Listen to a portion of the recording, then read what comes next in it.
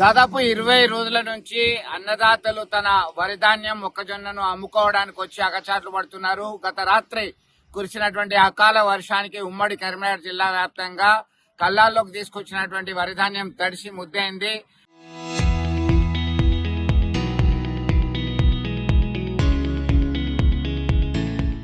పెద్దపల్లి జిల్లాలోని పలు ప్రాంతాలు, అలాగే జగిత్యాల జిల్లా, జగిత్యాల, మెట్పల్లి, కొరుట్ల ప్రాంతానికి సంబంధించినటువంటి ప్రాంతాలు, అలాగే కరీంనగర్ వ్యవసాయ మార్కెట్, నగునూరు ఈ ప్రాంతంలోని ఐకేపీ కేంద్రాలు, వ్యవసాయ మార్కెట్లు ఇక్కడ అక్కడ అనే తేడా లేదు. అలాగే రాజన్న సిరిసిల్ల జిల్లాలో సైతం చాలా పెద్ద ఎత్తున తడిసి ముద్దైనటువంటి పరిస్థితి మనం గమనించవచ్చు. ప్రస్తుతం అయితే అన్నదాతలు తమ వరిధాన్యం తడవడంతో ఒక్కసారిగా షాక్ కు గురవుతున్నారు. మనం చూస్తున్నాం అసలు కాంటా వేసినటువంటి బ్యాగ్స్ అన్ని కూడా గన్ని బ్యాగులు సైతం తడిసి ముద్దయినాయి.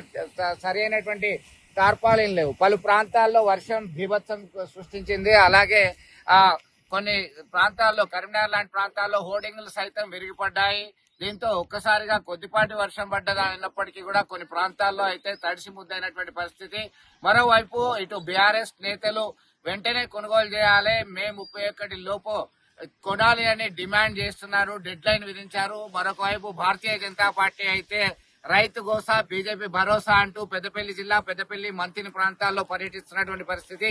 ఖచ్చితంగా త్వరగా కొనుగోలు చేసి తమను ఆదుకోవాలని డిమాండ్ చేస్తూ అనేక సందర్భాల్లో రాస్తారోకో చేశారు, మార్కెట్ కి తాళాలు వేశారు. అయినా ఇలాంటి విపత్తులు వస్తూనే ఉన్నాయి.